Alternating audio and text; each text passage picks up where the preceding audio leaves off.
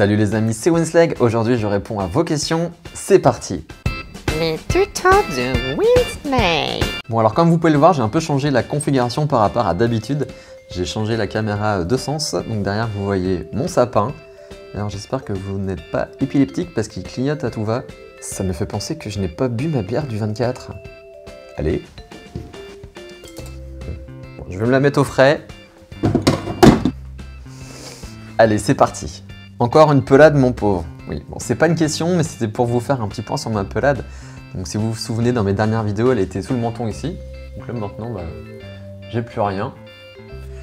Mais elle s'est déplacée et maintenant, elle se trouve ici. Voilà, donc généralement, quand on a une pelade, ça a tendance à se reboucher.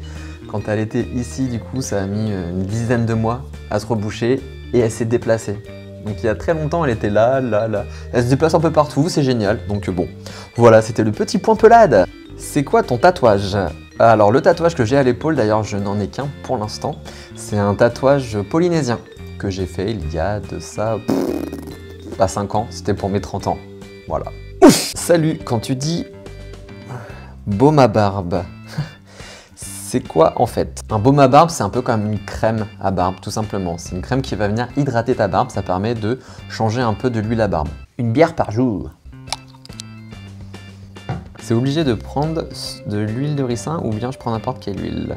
Alors l'huile de ricin, ça va être vraiment pour fortifier et aider ta barbe à se développer. Mais dans l'idéal, au quotidien, il vaut mieux utiliser une huile à barbe classique qui va être composée de plusieurs huiles différentes et du coup qui va être enrichie en plein de vitamines et plein de choses très bonnes pour ta barbe. À propos des gélules Beardylizer, une boîte suffit ou il faudra en acheter plusieurs? Alors au niveau de Beardylizer, l'idéal c'est de prendre 3 boîtes pour tester sur 3 mois. Si au bout de 3 mois tu n'as pas des résultats satisfaisants, ça sert à rien de continuer, c'est que tu ne pourras pas obtenir mieux. Salut, tu avais une barbe de combien de semaines lorsque tu t'es rasé pour Movember? Moustache. J'avais une barbe d'un peu plus de 2 mois, il me semble. J'ai 16 ans et j'ai un duvet à la barbe. Enfin, ça se voit pas, mais je le sens quand je le touche. Par contre, à la moustache, il se voit bien au bout de 3-4 jours, mais le poil est pas dur, donc du duvet.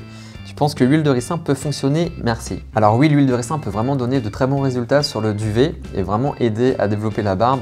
Le meilleur exemple, c'est un de mes abonnés, Sylviano, qui a partagé son expérience. Je vous mets le lien vers son témoignage juste ici ou dans la description de la vidéo si jamais ça marche pas ici. Tu voulais pas faire une vidéo sur les vêtements hommes? Oui, et c'est prévu pour très bientôt. Salut Winslag, j'aurais voulu savoir quelle dose d'huile de ricin qu'il faut chaque jour pour que la barbe pousse. Et la teinture pour barbe, on la trouve dans quelle grande surface? L'huile de ricin, faut vraiment pas en mettre beaucoup, 2 gouttes suffisent, en plus c'est très épais et c'est très gras. Et pour la teinture de barbe, personnellement j'en ai toujours pas trouvé. Si vous en avez vu dans une grande surface, n'hésitez pas à le dire dans les commentaires. Pour l'instant, pour moi, non, c'est uniquement sur internet. Bonjour, je voulais savoir s'il fallait se raser avant d'appliquer l'huile. Non, pas besoin de se raser avant d'appliquer de l'huile à barbe ou de l'huile de ricin. Non. Slag ou le mec qui arrive à avoir le six-pack en buvant une bière par jour. D'ailleurs, question importante pour moi, merci de me répondre. Comptes-tu faire des vidéos sur l'alimentation pour voir tes abdos et te développer musculairement? Tu as dû calculer tes macronutriments. Alors non, je n'ai pas du tout calculé mes macronutriments. Absolument pas.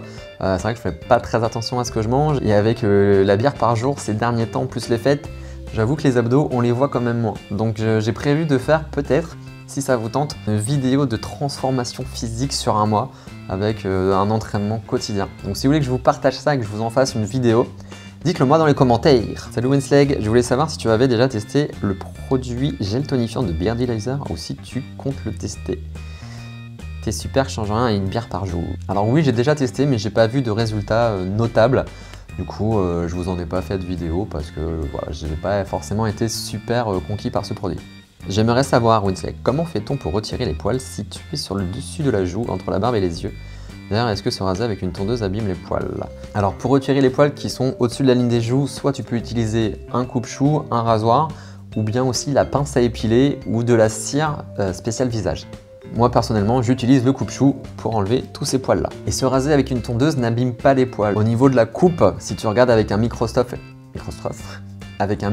électronique, tu verras que la coupe est moins nette, c'est tout, mais ça n'abîme pas le poil, non, pas du tout. Salut Winslag, merci pour les vidéos. J'ai une question pour toi. Est-ce que si je prends le One Blade Pro, qui va jusqu'à 1 cm, Ce serait bon pour une barbe allant jusqu'à 1 cm ou OneBlade fonctionne mieux quand même pour les barbes courtes. Oui, si tu prends la version pro du OneBlade, ça peut faire le taf sans souci. À choisir, je préfère une tondeuse classique pour les plus grosses barbes parce que je trouve qu'elles sont un peu plus efficaces quand même que le OneBlade, ce sont les longues barbes, mais ça peut faire le taf quand même, il n'y a pas de problème. Ouf! Wins, pourquoi tu lances toujours des regards sur ta gauche sur tes vidéos? On peut voir nous aussi. Ouf! Bah oui, je vais vous montrer, c'est très simple.